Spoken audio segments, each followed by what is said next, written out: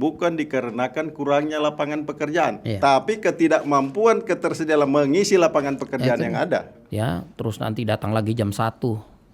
Terus nanti mau pulang seenaknya. Komiu dapat. Ya. Mendapat kepercayaan.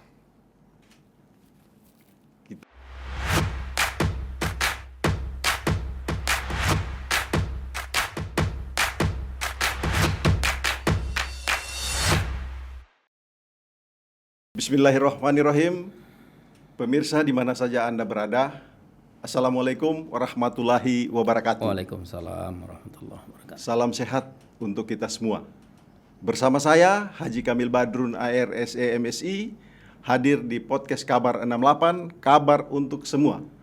Alhamdulillah, hari ini pada edisi ketiga kali ini kita kedatangan seorang narasumber yang energik, tokoh politisi, pengusaha yang punya segudang pengalaman dan pekerja keras, Bapak Haji Hadianto Rasid, Wali Kota Palu. Apa kabar Pak Wali? Assalamualaikum warahmatullahi wabarakatuh. Waalaikumsalam warahmatullahi wabarakatuh. Alhamdulillah. Terima kasih banyak Toka. Sehat. Alhamdulillah. Ya, Pak Wali, tidak terasa 1 tahun 6 bulan. Iya, 1 Kalau tahun tidak 6 bulan. salah. Betul, Ya. betul. 1 tahun 6 bulan. Pak Hadi ini dilantik sebagai Wali Kota Palu. Betul.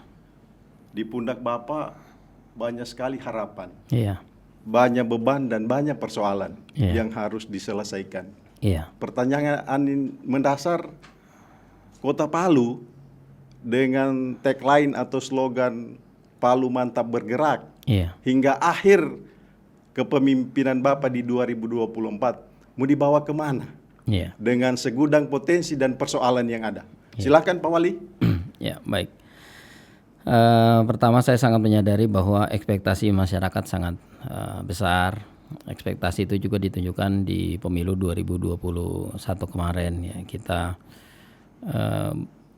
ini luar biasa karena di 46 kelurahan dukungan full diberikan oleh masyarakat sehingga menjadikan kita wali kota hari ini. Dan ekspektasi masyarakat itu juga sesungguhnya adalah ekspektasi kita bersama. Saya juga memiliki ekspektasi yang sama karena saya merupakan bagian dari masyarakat. Bagian dari masyarakat sehingga harapan saya pribadi pun juga berharap bahwa apa yang saya harapkan moga-moga bisa terwujud dan berjalan dengan baik ini di saat saya menjabat menjadi wali kota hari ini. Dan seperti apa Kota Palu di 2024? Ya, 2024. Pertama, bahwa yang coba kita lakukan perbaikan hari ini adalah pertama adalah perbaikan sistem. Perbaikan sistem. Nah, perbaikan sistem ini tidak hanya kita bicara tentang IT saja. Tapi yang paling penting adalah perbaikan sumber daya yang dipunyai oleh kota. Nah, dalam hal ini yang pertama sumber daya yang paling potensial dimiliki oleh pemerintah kota itu adalah pemerintahnya sendiri, dalam hal ini aparatur negaranya, aparatur sipilnya. Karena dengan aparatur sipil yang insya Allah baik, berkualitas, dan kemudian memiliki integritas yang sangat baik, maka ini akan menjadi motor penggerak utama perubahan. Karena masyarakat selalu berharap bahwa perubahan itu dimulai dari pemimpin dulu. Artinya dalam hal ini perubahan itu dimulai gitu dari pemerintah dulu. Nah, pemerintah itu siapa? Pemerintah itu adalah semua mereka yang berada dalam jajaran pemerintahan. Maka itu yang coba kita perbaikan sistem itu dulu yang kita lakukan. Karenanya jika dulu pegawai negeri itu masuk di jam 8 gitu ya. Nah, kita hari ini pemerintah kota masuk kerjanya mulai jam 7 pagi. Ya. Kalau dulu pelayanan itu sulit gitu untuk menentukan jam berapa gitu masyarakat itu bisa dilayani. Hari ini pelayanan yang diberikan kepada masyarakat jam 7:30 masyarakat sudah dilayani. Kalau dulu sulit gitu untuk untuk kemudian mungkin bertemu dengan siapa.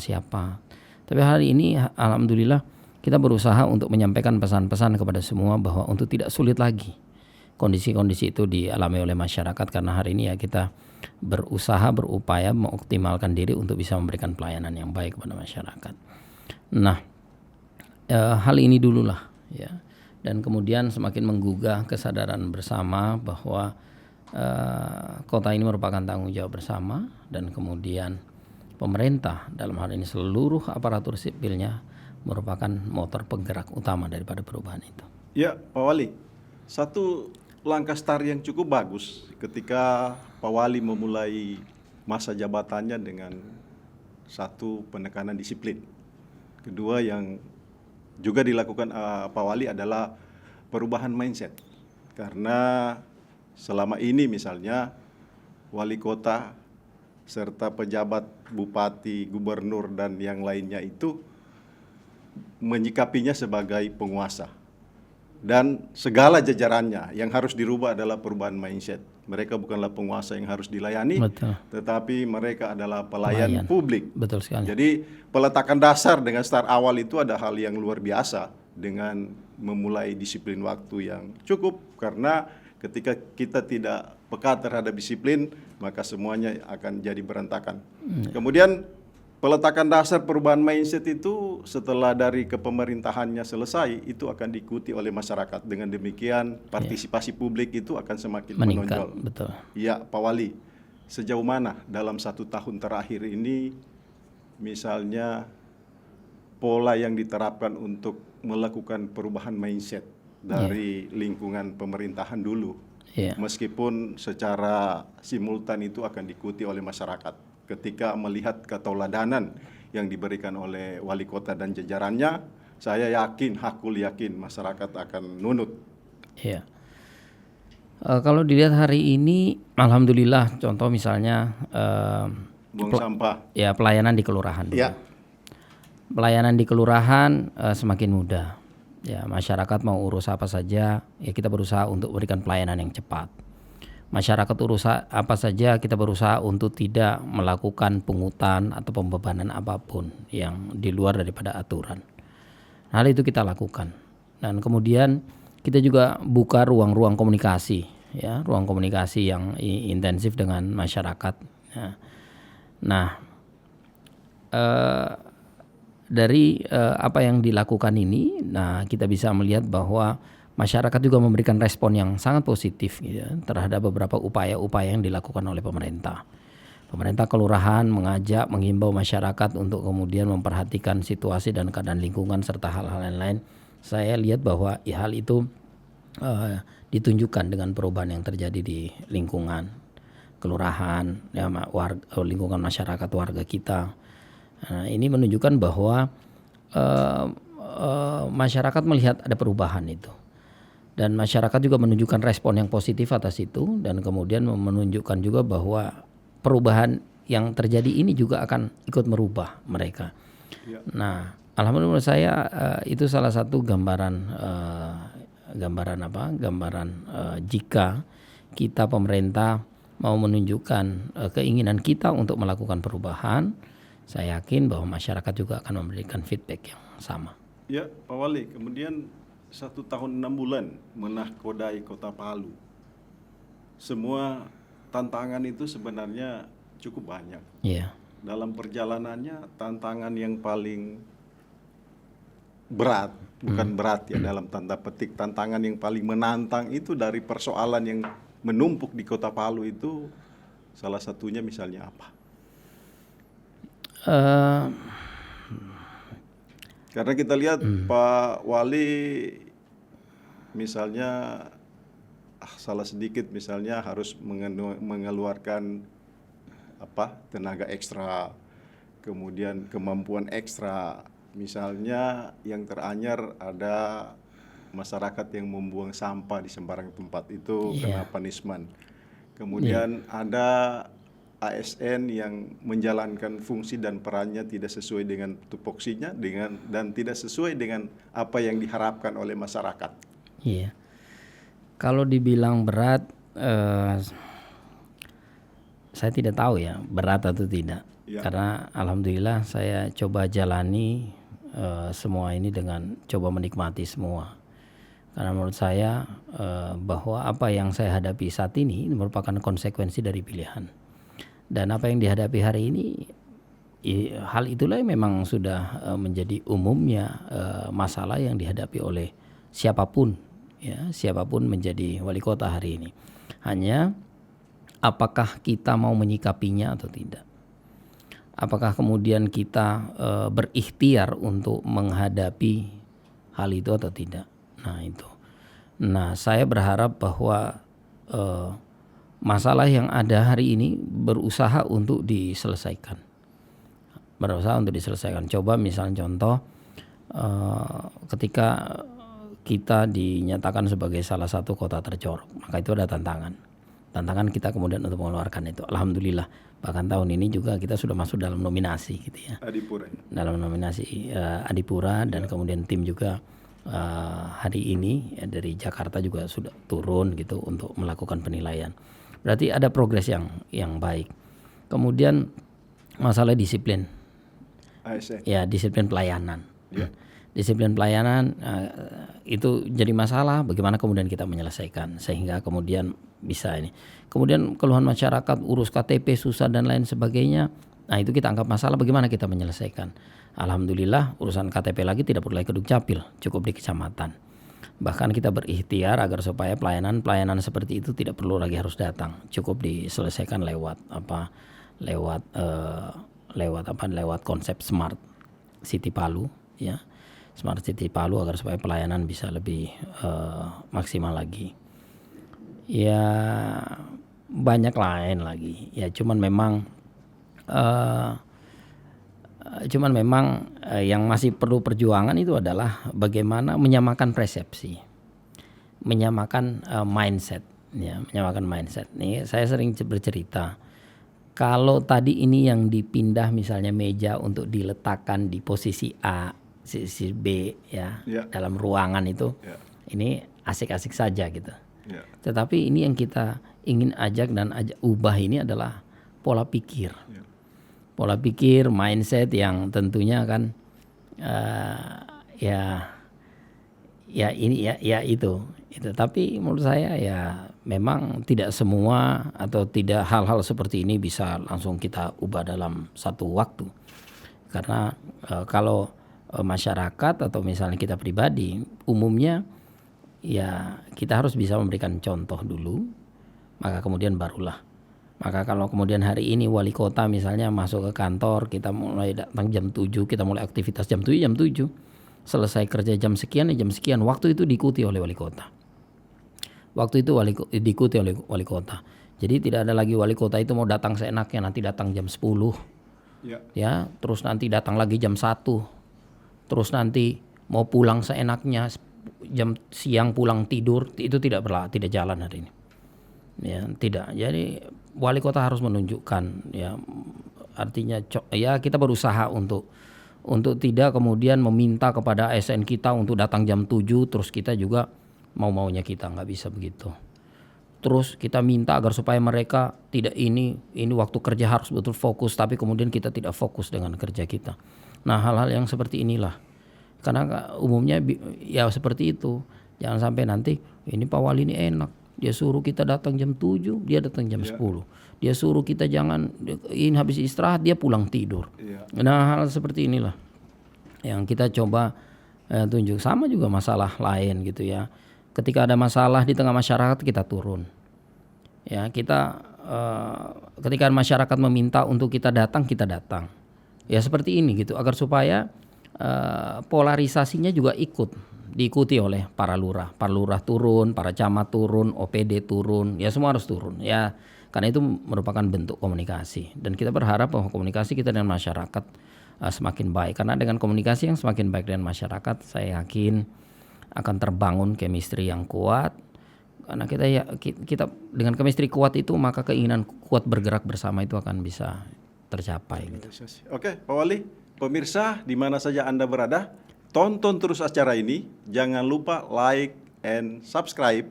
Masih bersama Hadianto Rashid, Wali Kota Palu. Pak Wali, setelah tadi kita berbicara soal beban dan tanggung jawab yang ada di pundak Bapak, kini kita rileks sejenak Ya. soal kisah inspiratif yang dilahirkan oleh seorang ayah Iya. yang bernama Haji Rashid. Haji Rashid itu mendiang almarhum adalah sahabat saya. Beliau adalah pengusaha ulung yang memulai usahanya sebagai penambang batu secara manual. Saya paham sekali beliau, dari hasil didikannya beliau, maka lahirlah Hadianto Rashid yang saat ini menjadi wali kota Palu.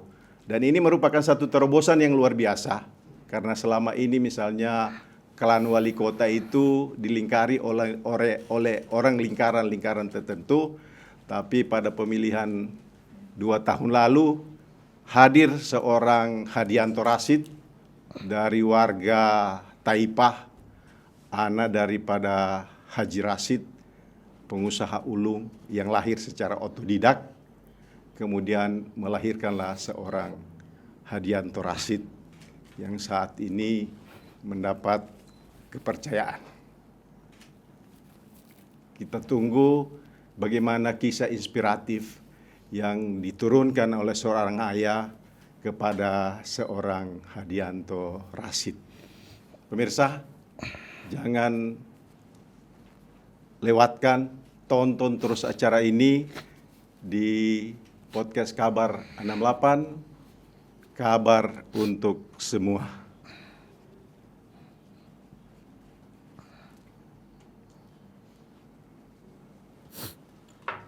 Ya, Pak Hadi, ya saya sampaikan ini karena saya sendiri sebagai sahabat ayah dari Pak Hadianto Rashid banyak mendapatkan ilmu yang secara tidak langsung itu diturunkan oleh almarhum. Jadi kami dan seluruh masyarakat tentunya sangat berharap ada kisah inspiratif yang lahir dari seorang ayah kepada Pak Haji Hadianto Rashid. Ya, Pak Haji. Iya.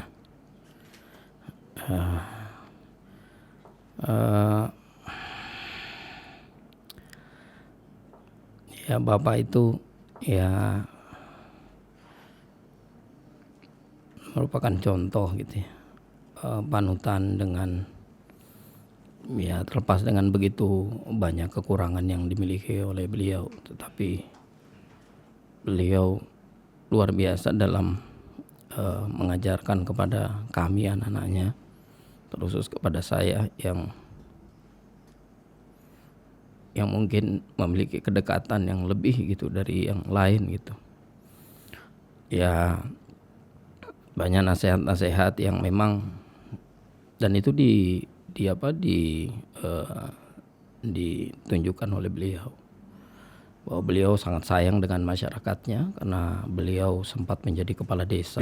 Ya, saya tahu itu Pak Hadi, karena saya adalah saksi mata, saksi hidup bahwa sejak beliau menjadi kepala desa seumur hidup, kalau tidak salah, semua kesulitan masyarakat yang ada di sana, semua beban PBB itu menjadi tanggung jawab beliau sebagai kepala desa. Iya, jadi beliau sangat sayang dengan masyarakat, cuman ya sebagian masyarakat juga berpikir bahwa Bapak memimpin cukup keras gitu ya. Ya.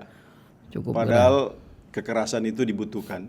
Iya. Karena dalam prinsip-prinsip kepemimpinan itu, bikin apa kita misalnya baik, membuat orang tidak baik. Iya. Mungkin kita tidak baik dalam tanda petik keras, tetapi itu akan melahirkan orang baik. Iya. Itulah yang dianut oleh Bapak Haji Rashid Iya. ketika memimpin. Betul. Jadi contoh misalnya Bapak itu nanti kalau pelajaran banyak kali ya, salah satu saja yang sederhana yang saya sampaikan. Contoh Bapak paling tidak mau menggunjing orang, dan kemudian Bapak itu dengan siapapun gitu, mau orang yang benci sama dia, mau orang yang pokoknya seperti apalah ya, mungkin hanya mengeluh, tapi setelah ketemu, setelah ini kayaknya semua itu ya, mungkin boleh saya bilang Bapak itu tidak pernah menyimpan dendam, tidak pernah. Dan ketika saya mau masuk dalam politik, Ya. ya beliau juga tanyakan ke saya, kamu masuk politik ini tujuannya apa? Gitu. Kalau tujuannya hanya untuk mau gagah-gagahan, mau cari apa gitu, ndak usah, urus aja usaha yang ada, nggak perlu masuk urus ini, gitu. Ya. Nggak perlu gitu. Tapi ketika saya sampaikan bahwa saya masuk karena saya ingin bekerja buat masyarakat, saya ingin begini-begini, ya baru Bapak kemudian setujui. Bapak juga sampaikan kalau sampai kamu bikin macam-macam gitu, saya dulu yang ini. Jadi ya seperti itu, dan menurut saya pesan itu yang masih saya berusaha untuk menjaga sebaik-baiknya dengan sekian banyak juga kekurangan yang pastinya saya miliki sampai dengan saat ini. Ya, dan yang satu yang tidak bisa dilupakan bahwa almarhum Haji Rashid adalah orang yang sangat sosial. Wah, itu kalau itu luar biasa itu. Saya pun tidak mampu seperti itu. Ya. Tidak mampu. Beliau sangat-sangat luar biasa. Kalau itu, wah, saya sampaikan, waduh, ya saya tidak mampu lah. Belum, enggak bisa. Kalau Jadi mau tahapannya dibanding, belum sampai ke tingkatan itu ya, belum. Pak Wali. Belum. Insya Allah Nah, kalau- kemudian di hari-hari berikutnya nanti ke depannya Pak Hadi bisa sampai ke tingkatan yang seperti apa yang telah dipraktekkan oleh almarhum saya beri contoh satu. Bahwa beliau juga punya lahan yang hari ini gitu ditempati sudah jadi kampung oleh masyarakat. Ya. Sudah jadi kampung oleh masyarakat, dan beliau sampaikan ikhlas saja. Diikhlaskan saja. Diikhlaskan saja. Jadi tidak perlu lagi harus Nah, mengambil paksa, menggugat dan sebagainya. bahkan ada lahan yang di Keraja Lemba itu Ya. juga Keraja Lemba yang sekarang jadi apa itu ya perumahan Ya. perbatasan antara Sigi. Sigi. Dan Jadi kalau kita Keraja Lemba di sisi kiri itu juga begitu. Luas lahannya kalau mau ribut itu bisa pindah semua itu. Belum lagi yang di Bangga saya dengar ya. Iya, Dan jadi- banyak tempat-tempat Iya, lain. tapi kemudian ya beliau ya pada akhirnya sampaikan sudah diikhlaskan saja, nggak usah lagi, nggak usah. Pokoknya begitu. Bahkan ada lahan juga ya, bahkan ada lahan di sana bilang pokoknya sudah itu dikasih ke masyarakat semua saja, terserah. Jadi mana yang di depan mata aja yang ya itu pun juga titip pesannya ya bagi baik-baik dan saudara apa begitu. Pokoknya ya begitulah Bapak. Ya. Luar biasa. Ya, sangat luar biasa. Nilai-nilai yang diturunkan oleh seorang ayah ke Hadianto Rashid itu sangat luar biasa. Dan semoga ini kepada pemirsa dimanapun Anda berada, itu satu kisah inspiratif dari seorang ayah yang diturunkan ke seorang anak, kemudian seorang anak lagi nanti akan menurunkan kepada yang lainnya demi kemaslahatan orang banyak. Pemirsa, jangan beranjak, tonton terus acara ini hingga akhir, masih tetap bersama Hadianto Rashid, Wali Kota Palu. Jangan lupa like and subscribe. Ikuti kami di Instagram Geraha Kabar 68. Pak Wali, kita kembali lagi ke persoalan tanggung jawab Bapak sebagai wali kota. Dalam satu tahun terakhir ini, angka kemiskinan di Kota Palu naik 1 digit dari 372 114 penduduk Kota Palu. Ya.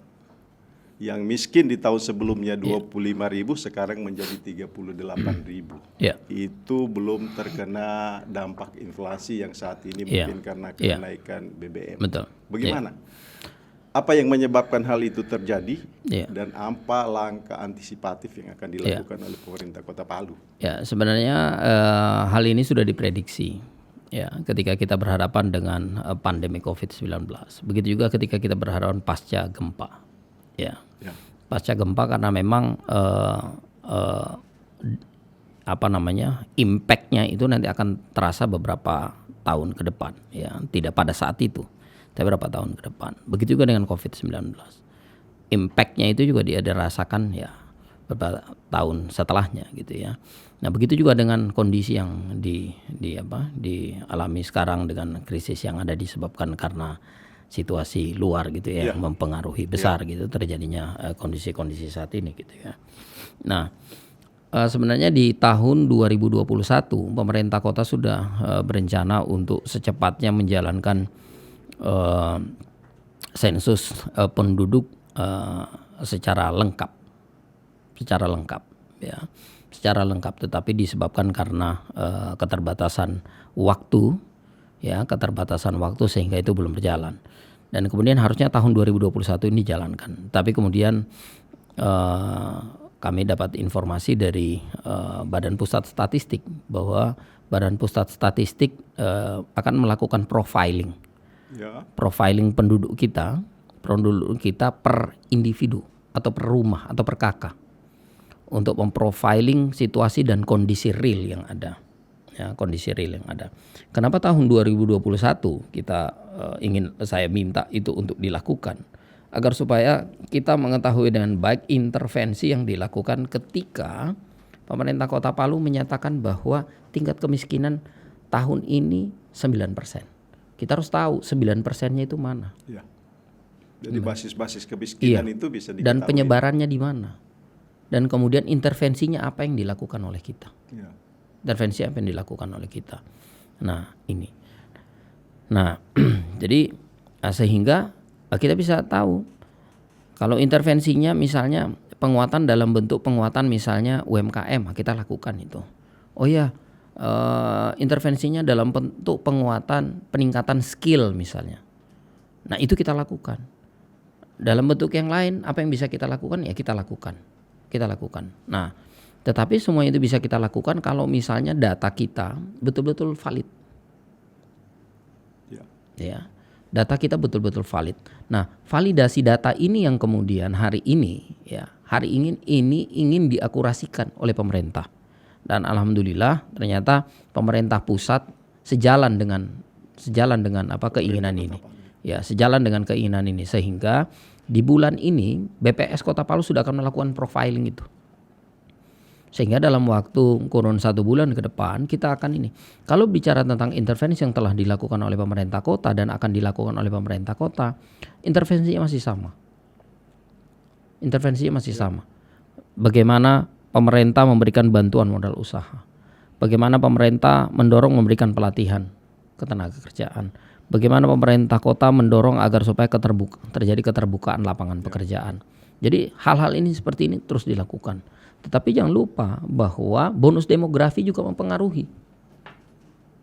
Bonus demografi juga mempengaruhi peningkatan ini. Ya, karena salah satu juga indikator tingkat kemiskinan adalah keterbukaan timpangnya lapangan pekerjaan. Timpang lapangan pekerjaan. Karena semakin banyak nanti anak-anak kita yang kemudian selesai tapi kemudian tidak tertampung, maka ini akan menambah itu. Makanya kita memiliki beberapa potensi yang harusnya bisa dimanfaatkan baik oleh pemerintah kota. Salah satunya adalah kawasan ekonomi khusus. Ya, salah satunya kawasan ekonomi khusus. Nah, kawasan ekonomi khusus ini kita dorong gitu. Kita dorong hanya kawasan ekonomi khusus ini kan tidak lagi seperti sebelumnya.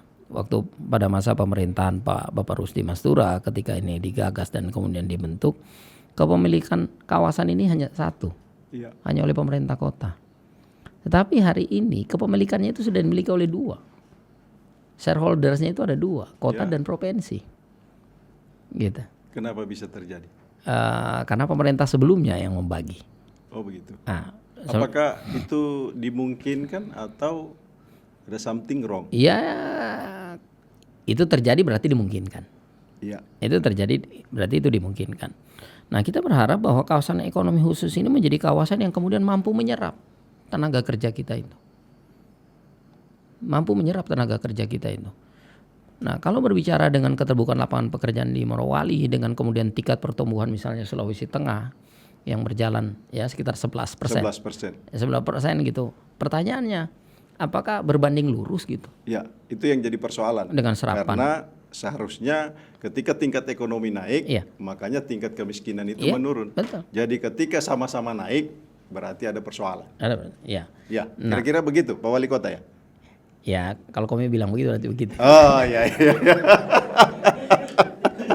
Pemirsa, jangan kemana-mana, tonton terus acara ini. Akrab dengan Pak Wali Kota Palu, Bapak Haji Hadianto Rasid. Pak Wali, dilanjut tadi persoalan Iya. menarik. Saya sebelumnya saya kasih gambaran, di mana-mana saya mendorong universitas-universitas Iya. agar melahirkan alumni itu link match dia. Iya, link match, betul. Jadi agar jangan, ini salah satu Iya. untuk mengurangi ketimpangan lapangan pekerjaan. Betul. Karena ketika kita mengeluarkan banyak tidak terserap oleh lapangan pekerjaan, mereka nanti akan menjadi pengangguran intelektual Iya, betul. yang membebani pemerintah Iya. juga. Iya, betul.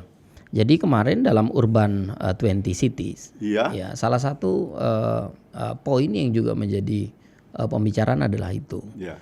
Jadi dari mana? Dari salah satu wali kota yang dari Afrika menyampaikan bahwa jadi masalah ini ternyata masalahnya hampir sama berarti, Iya. karena ketika beliau menyampaikan itu saya pikir berarti Iya. berarti sama saja nih masalah gitu ya. Masalah global Masalah berarti global berarti. ya. Oh, Ya, iya. masalah global bahwa universitas itu diharapkan mampu melahirkan tenaga-tenaga kerja sesuai Iya, yang dibutuhkan oleh yang lapangan pekerjaan. dibutuhkan. Karena kalau misalnya tidak begitu, maka begitu selesai ya kecenderungan untuk tidak langsung terpakai itu besar. Iya. Karena dari apa yang saya dapatkan misalnya, banyaknya tingkat pengangguran bukan dikarenakan kurangnya lapangan pekerjaan, Iya. tapi ketidakmampuan ketersediaan mengisi lapangan pekerjaan yang ada. Iya. Berarti ini tugas dan tanggung jawab universitas yang ada untuk melahirkan alumni itu yang dibutuhkan oleh lapangan pekerjaan. Kira-kira begitu Pak Wali? Sebenarnya kalau dibilang tugas tanggung jawabnya sebenarnya tidak. Cuman kita semua stakeholders ini harus memikirkan serius urusan ini untuk duduk bersama dan kemudian menghasilkan solusi. Solusi seperti apa supaya ini tidak semata-mata menjadi beban. Tidak menjadi semata-mata menjadi beban, misalnya menjadi beban universitas, ya. Iya. Tidak juga menjadi beban misalnya pemerintah, tidak juga menjadi beban pribadi, tidak juga menjadi beban perusahaan. Iya. Tapi kemudian harus duduk bersama agar supaya masing-masing bisa bisa melahirkan solusi konkret bagaimana mengatasi. Ya, Pak Wali, menghadapi persoalan tadi, apa yang sudah dilakukan oleh wali kota menghadapi ketimpangan lapangan pekerjaan? Nah, pertama kalau berbicara tentang universitas gitu ya, itu bukan ranah di pemerintah kota. Gitu ya. Tapi minimal Bukan, ada sinergi. Oke. Pertama yang kita lakukan adalah melakukan MOU. Kita melakukan MOU dengan beberapa universitas. Ya. Nah, dari MOU itu yang kemudian kami berharap gitu. Nah, ya kami berharap bahwa ini bisa menjadi langkah solutif gitu atas masalah ini. Agar supaya terjadi keterbukaan. Ya, terjadi keterbukaan. Contoh misalnya, tahun ini kita menganggarkan sekitar 2 miliar gitu dana untuk beasiswa buat anak-anak kita yang ingin melanjutkan pendidikannya di bangku kuliah. Ya. Nah, kita berharap bahwa ketika anak-anak ini kita salurkan ke sana, maka kita berharap mereka akan terarah. Apakah terarah sesuai dengan kebutuhan yang nanti akan dibutuhkan oleh pemerintah kota, ya, atau apa yang dibutuhkan oleh dunia usaha di Kota Palu. Nah, kita berharap itu bisa link ya, bisa link match dengan apa program yang kita buat. Nah, itu.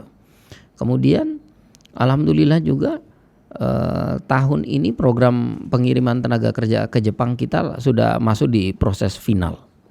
Proses final, ya.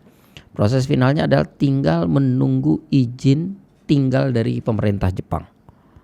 Ya. Jadi dari 156 orang anak yang akan kita kirim ke Jepang untuk menjadi tenaga kerja di Jepang itu alhamdulillah tinggal 8 anak yang belum. Mendapatkan izin tinggal. Bukan, tinggal 8 anak yang belum lolos untuk diterima bekerja. Ya. Ya. Berarti ada sekitar 148 yang sudah diterima dan tinggal menunggu finalisasi. Finalisasinya adalah izin tinggal di Jepang. Izin tinggal di Jepang. Nah itu yang diurus oleh perusahaan-perusahaan yang ada di Jepang dan kemudian kita tinggal menunggu itu. Kalau proses itu sudah, maka kemudian berarti kita akan melakukan pengiriman. Melakukan pengiriman, kemudian kita akan buka kembali peluang untuk pengiriman kembali. Nah, ketika buka ruang untuk pengiriman kembali, kita menginformasikan kepada masyarakat, terutama kepada anak-anak kita. Nah, tenaga-tenaga apa yang dibutuhkan oleh negara yang menjadi tujuan kita. Ya. Nah, maka tentunya mereka diminta secara tidak langsung untuk menguatkan kemampuan-kemampuan mereka pada basis-basis itu. Nah, saya berharap ini juga menjadi arah gitu ya bagi kita punya anak-anak, kita punya adik-adik untuk bisa mempersiapkan dirinya. Ya, Pak Wali, kita kembali lagi ke masalah kawasan ekonomi khusus. Ya. Kan ketika KEK itu berjalan dengan baik, dengan bagus, tentunya lapangan pekerjaan akan tersedia dan terbuka. Ya. Kembali lagi ke persoalan tadi, komposisi sahamnya itu bagaimana akhirnya? Sehingga ini nanti menjadi masalah dalam pengelolaan misalnya. Tidak terjadi tarik-menarik misalnya antara provinsi dengan kota.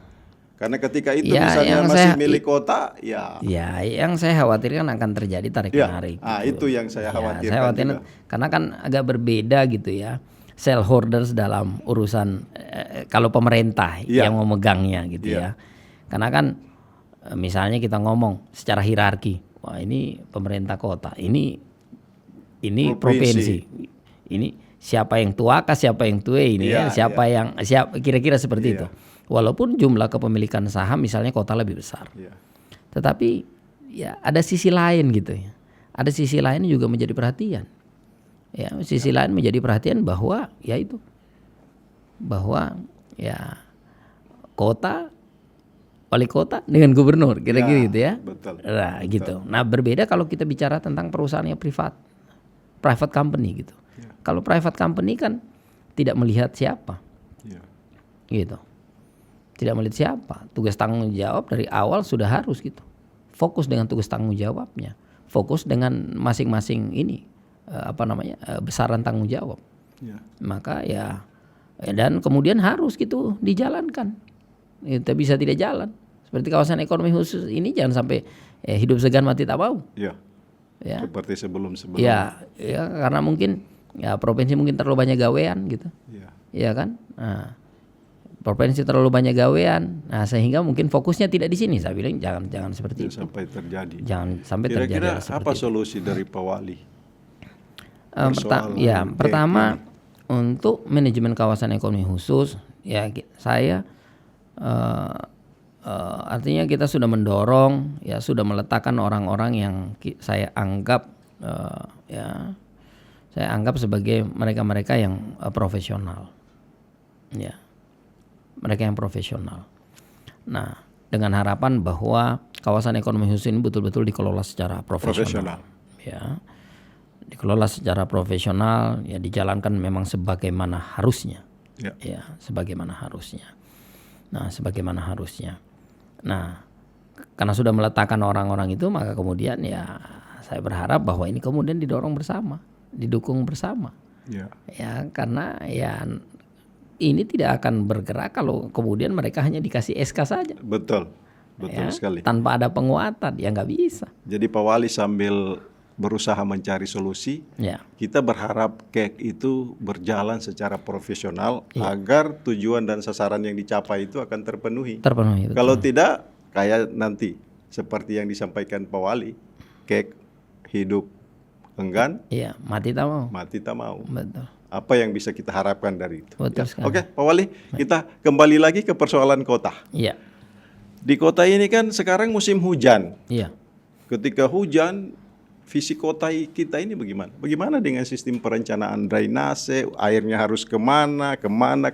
Gimana Pak Wali melihat peletakan dasar soal visi kota ini perlu agar ke depan kita tidak dikelilingi oleh banjir. Iya, iya, iya.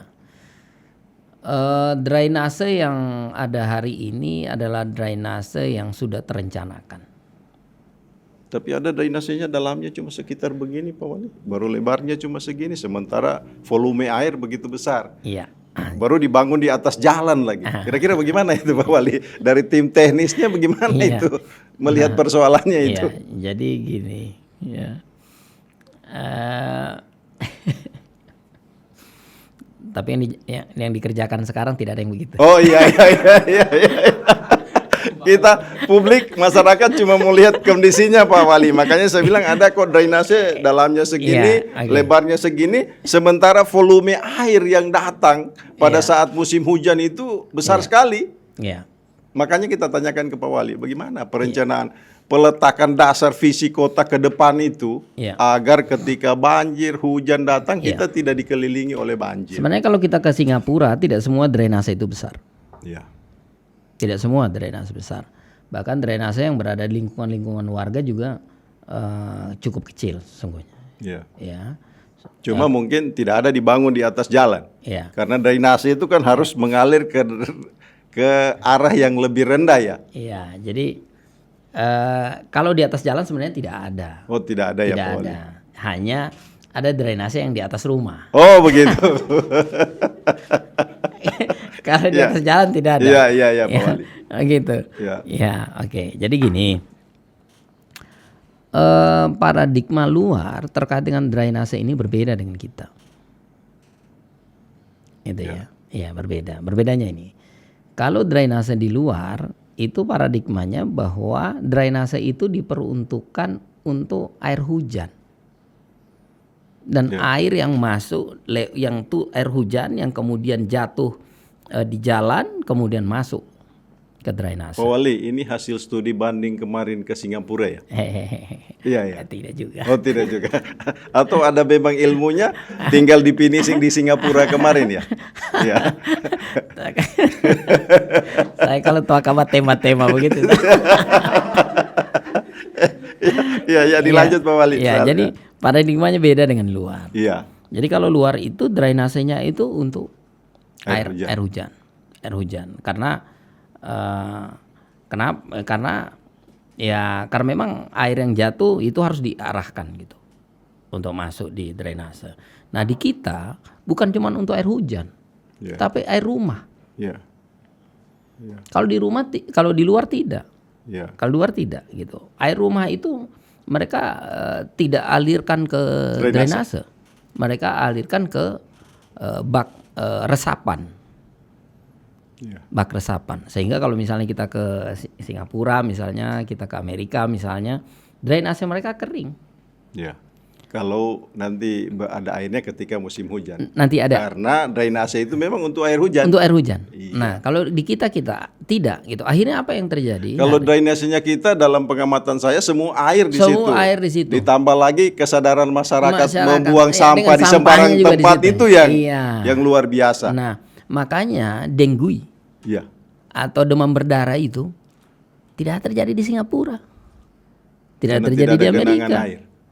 Terjadinya di kita gitu. Kenapa? Karena itu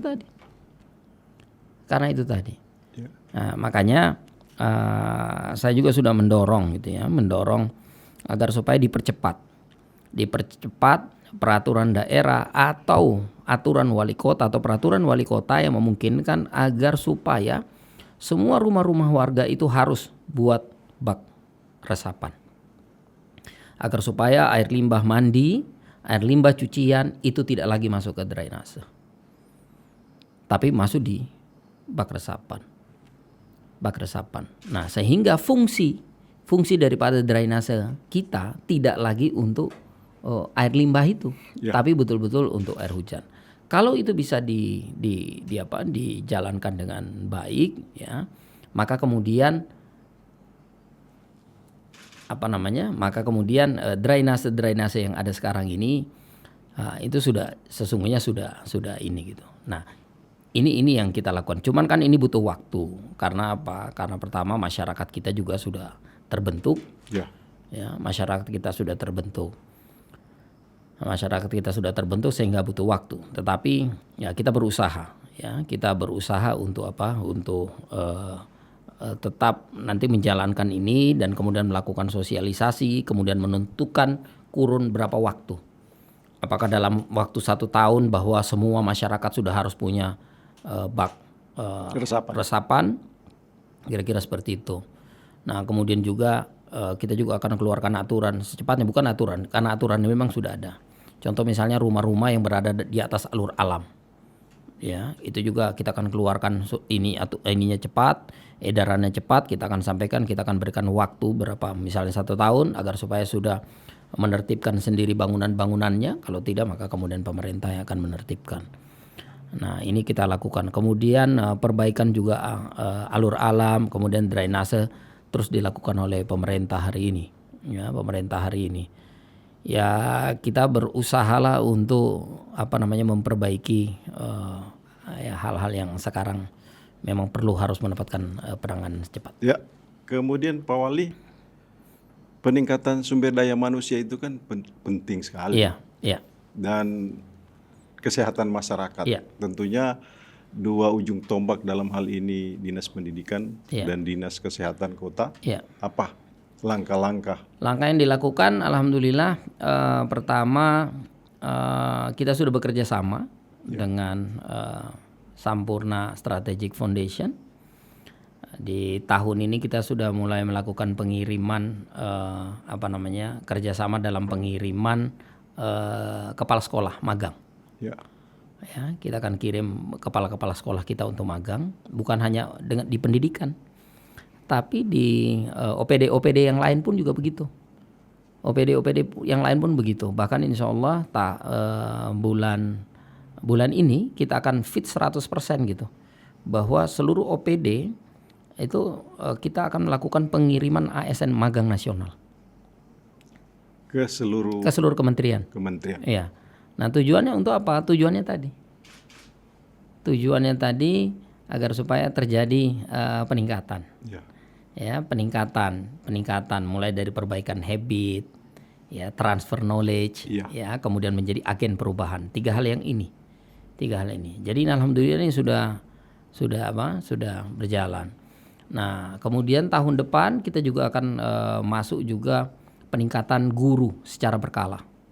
Jadi peningkatan kapasitas guru secara berkala juga akan berjalan. Jadi per 3 bulan, ya, instruktur kita akan datangkan untuk memberikan pelatihan dan mengupdate guru-guru kita di setiap sekolah. Itu akan kita lakukan mulai tahun depan. Ya, Pak Wali. Ya. Kemudian pertanyaan berikutnya soal reward and punishment. Ya.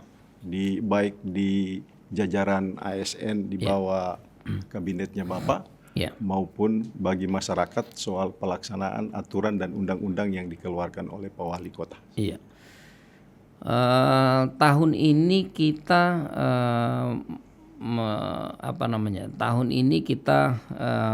melaksanakan penilaian kelurahan terbaik. Iya. Nah, dan rewardnya juga menurut saya 1 miliar untuk kelurahan. Bukan, 1 miliar untuk kelurahan terbaik pertama, 600 juta terbaik kedua, dan 400 juta terbaik ketiga. Kayaknya nilainya juga baru Kota Palu yang bikin begitu. Iya, besar sekali. Iya, besar sekali. Ini karena memang keinginan agar supaya masyarakat itu betul-betul terpacu, kemudian terpicu, ya, untuk mau cepat gitu. Iya. Ya, dan saya juga melihat bahwa alhamdulillah masyarakat juga bersemangat untuk itu, sehingga bisa kita lihat juga perubahan, ya. Tinggal kita berharap bahwa perubahannya ini semakin masif, ya, jadi semakin meluas. Nah, sehingga target itu terpenuhi. Nah, itu. Nah, kita juga memberikan reward gitu kepada ASN terbaik kita. Dan punishment. Kemarin ada lurah yang sempat Iya. Punishment ada juga kita berikan. Kenapa lurah? Ada lurah apa yang dicopot ya? Itu bentuk dari punishment? Jadi ini bukan merupakan bentuk dari punishment. Jadi mungkin perlu saya sampaikan di kesempatan ini bahwa apa yang diambil oleh saya waktu itu bukan dadakan sifatnya. Bukan gitu, karena memang sebelum itu ya kira-kira 2 atau 3 bulan sebelumnya beberapa tokoh masyarakat juga sudah mendatangi, menyampaikan, berharap agar supaya bisa dilakukan ya perbaikan. Dan kemudian saya meminta waktu dan kemudian menyampaikan kepada lurah untuk kemudian memperbaiki pola pendekatan kepada masyarakat, pola komunikasi dengan masyarakat. Nah begitu. Nah, saya berharap bahwa itu bisa berjalan dengan baik. Nah, tapi kelihatannya mungkin agak sulit ya, agak sulit mungkin dikarenakan maka kemudian ya pada akhirnya ketika hal itu terjadi maka kemudian hal yang saya lakukan adalah secepatnya melakukan secepatnya melakukan keputusan yang saya berharap bahwa itu akan membangun kondusivitas kembali. Ya, maka kemudian ya saya pada waktu itu langsung menyampaikan ya bahwa kita akan lakukan ini mutasi, penggantian. Ya. Oke, Pak Wali, pemirsa jangan kemana-mana, tetap tonton terus podcast Kabar 68, kabar untuk semua, dan jangan lupa like and subscribe. Pak Wali, Ya. ini ada pertanyaan titipan dari netizen. Ya. Kita buka dulu. Iya.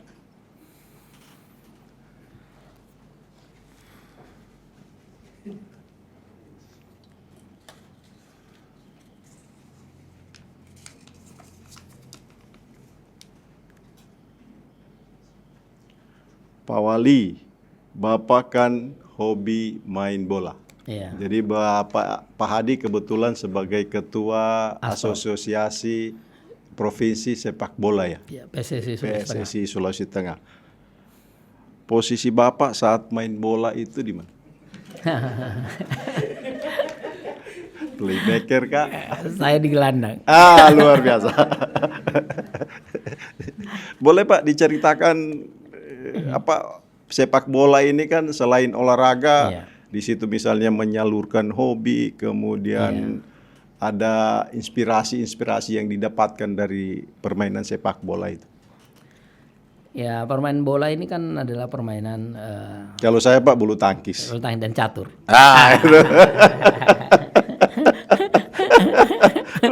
Iya. Ya, sebenarnya bulu tangkis dan olahraga apapun sebenarnya pada hampir sama gitu Iya. ya. Di bola ini adalah permainan sebuah tim. Kekompakan Ya, tim. kekompakan tim, sebuah tim yang mana terdiri dari sekian banyak orang yang kemudian mencoba memenangkan Satu sasaran kira-kira seperti itu. Jadi ya kalau ya hampir sama, jadinya sama lah dengan sebuah organisasi. Sebuah organisasi itu adalah kerja sebuah tim yang memiliki tujuan untuk menggolkan sesuatu. Jadi yang saya dapat petik dari bermain bola ini adalah untuk kita bisa menciptakan dan bisa mencapai gol itu, yang dibutuhkan adalah kerjasama. Dan kerjasama itu akan terbangun jika kesepahaman terjadi. Kemudian kesepahaman ya, kemudian pokoknya semua saling gitu ya. Semua saling itu bisa terbangun, maka barulah kerjasama. Kemudian itu menanggalkan ego. Menanggalkan ego. Ya, menanggalkan ego. Dan sebenarnya ego ini plus minus gitu ya. Relatif sifatnya. Relatif sifatnya. Kalau bagi seorang kapten, ego itu harus dia punya. Ya, ego itu harus dia punya. Gitu. Ego itu harus dia punya. Jadi yang yang tidak punya ego ini harus penyerangnya mungkin. Jadi seharusnya bola yang harus dioper jangan dieksekusi sendiri, karena peluang untuk gol itu misalnya harus dioper ke teman. Tapi karena ego tidak ditanggalkan, dieksekusi, ternyata tidak gol. Ya, kira-kira itu saya bilang relatif. Relatif. Karena kadang-kadang ego juga dipakai gitu. Dibutuhkan. Ego gitu, juga dibutuhkan. Untuk memastikan kalau dia tidak ego nanti Mbappe tidak bakal kasih gol. Betul, betul sekali. Ya, Pak Wali, pertanyaan berikutnya. Satu lagi ya. 2 saja.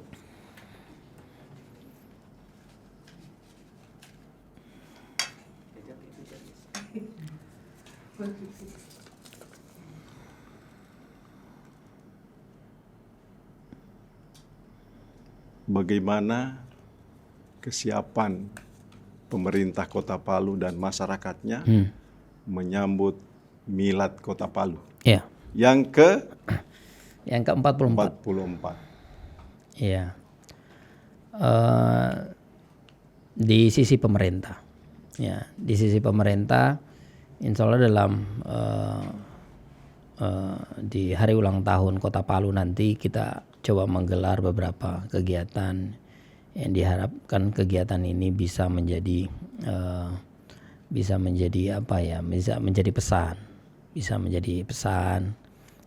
pesan keluar maupun ke dalam. Pesan keluarnya adalah bahwa kita berusaha bahwa Palu hari ini Palu yang tengah merecovery dirinya dari sekian beruntunnya ya persoalan yang dihadapi oleh kita. Dan kemudian untuk pesan ke dalam adalah bahwa kita bisa sama dengan yang lain, bahkan kita bisa lebih dari yang lain jikalau kita menginginkan itu. Ya, menginginkan itu. Daerah lain bisa bikin A, kita juga bisa bikin A. Jakarta bikin B, kita juga bisa bikin B. Ya, walaupun apa yang kita lakukan pastinya berbeda. Dan apa yang dilakukan oleh kita dan kemudian dilakukan oleh yang lain juga pasti akan berbeda dari yang kita lakukan. Jadi di hari ulang tahun Kota Palu yang ke-44 ini, ya kita membawa tema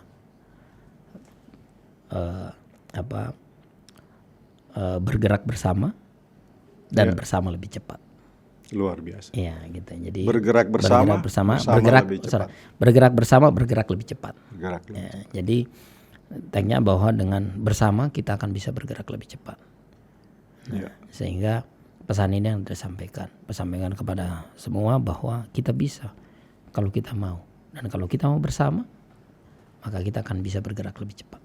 Ya, Pak Wali. Pak Wali ini kan punya kerja-kerja di bidang tanggung jawabnya sebagai wali kota sudah tertunaikan dengan baik. Tetapi ada belum juga baik, masih banyak. Ya, minimal apa yang dilakukan oleh Pak Wali Kota itu sudah lebih baik. Ya, alhamdulillah Bank Dunia juga sudah menandatangani persetujuan untuk pembangunan Huntap Tondo 2 dan kemudian Talise. Nah, sehingga dalam waktu depan pembangunan keduanya bisa akan cepat. Begitu juga dengan Petobo. Jadi insya Allah tahun ini pengerjaan semua itu sudah akan berjalan. Jadi masyarakat yang korban gempa dan likuifaksi, mohon bersabar. Wali kota terus berupaya. Wali kota tidak pernah mengabaikan tanggung jawab itu. Dan insya Allah dalam waktu dekat hunian tetap pembangunannya sudah akan berjalan. Segera direalisasikan. Iya, malah saya udah ditanya, Pak, mau syukuran atau tidak? Saya bilang nggak usah syukuran, jalan saja. Iya, luar biasa. Pak Wali, itu tadi kan kerja kepemerintahan, sekarang kerja politik. Iya.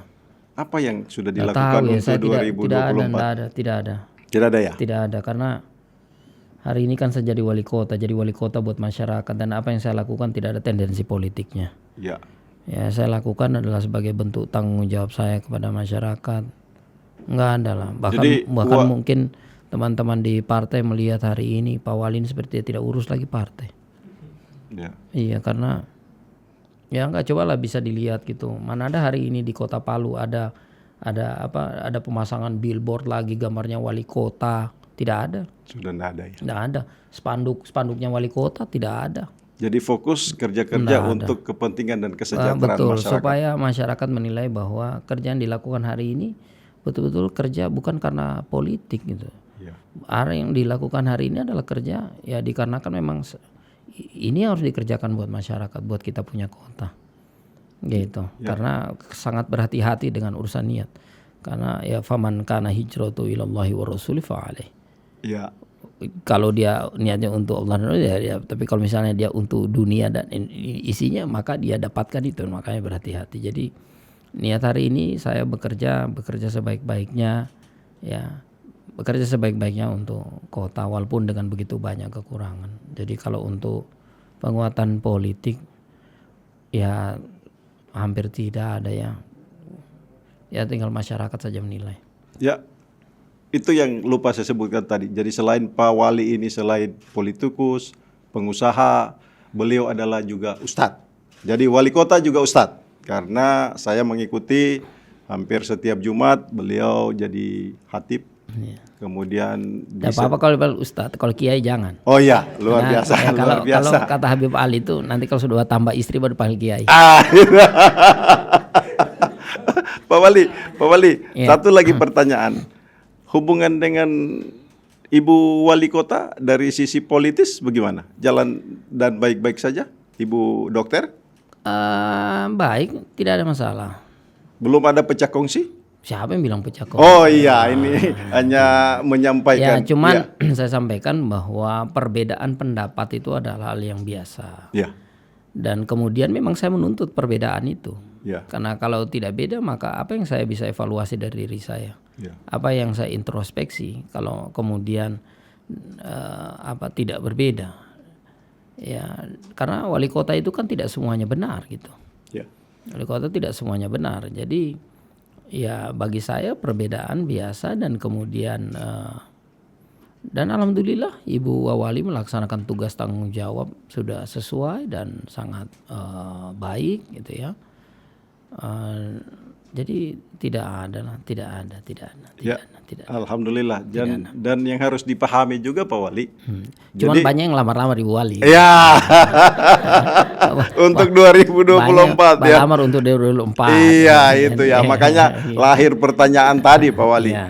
Kan seperti kita ketahui bersama bahwa yang ada itu pendelegasian tugas, tidak ada pendelegasian kewenangan. Nah, itu yang harus dipahami. Ketika kita memahami itu, tidak akan terjadi pecah kongsi. Kira-kira begitu Pak Wali? Ya, alhamdulillah berjalan seperti itu. Cuman memang kan Ibu Wali ini cantik, jadi banyak yang melamar. Iya, gitu. Luar biasa.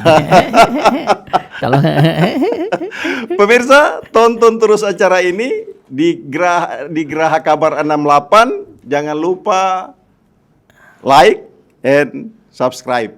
Saatnya Pak Wali closing statement. 3 hari lalu podcast ini di launching. Ini hadir untuk menjawab tuntutan zaman. Jadi di podcast ini merupakan tagline-nya adalah kabar untuk semua. Setiap orang bisa memanfaatkan ini untuk menyampaikan aspirasi, menyampaikan edukasi, menyampaikan kontrol yang konstruktif. Silakan. Pertama saya mengucapkan selamat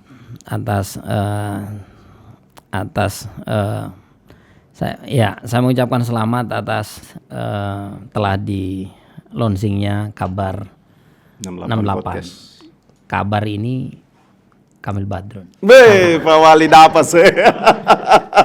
Terima kasih Pak Wali. 68 ini tahun kelahiran beliau. Luar biasa. Jadi pertama saya ucapkan selamat karena memang menurut saya ini menunjukkan eksistensi Pak Kamil Badrun. Saya punya tuaka dalam dunia jurnalis ya. Beliau memang seorang tokoh dan kemudian menurut saya ya beliau sangat menginspirasi ya, bahkan apa yang beliau telurkan kembali hari ini moga-moga akan menjadi media yang sangat produktif ya, sangat produktif dan juga akan memotivasi kita semua dan saya yakin juga ini selalu akan menjadi contoh dan beliau akan selalu menjadi contoh terbaik dalam dunia jurnalis di Sulawesi Tengah. Saya ucapkan selamat dan saya berdoa moga-moga kabar 68 akan terus menunjukkan eksistensinya, terus mengudara dan terus memberikan informasi-informasi yang aktual, informasi-informasi yang cerdas dan tentunya informasi-informasi yang membangun bagi kita semua. Selamat sekali lagi atas kabar 68. Amin ya rabbal alamin. Terima kasih banyak Pak Wali Kota. Pemirsa di mana saja Anda berada, demikian tadi pemaparan Wali Kota Palu Bapak Hadianto Rashid SE yang telah memberikan kita gambaran bahwa apa yang sudah dikerjakan, apa yang akan dikerjakan, apa yang sedang dikerjakan, yang pada akhirnya membutuhkan kebersamaan dan partisipasi kita semua, agar cita-cita kita menjadikan Palu menjadi kota yang dihargai, kota yang lebih maju dari daerah yang lain bisa tercapai. Kebersamaan adalah kunci utamanya. Amin. Sekian, kita bisa ketemu kembali di edisi berikutnya. Wassalamualaikum warahmatullahi wabarakatuh. Waalaikumsalam warahmatullahi wabarakatuh. Boleh. Makasih banyak.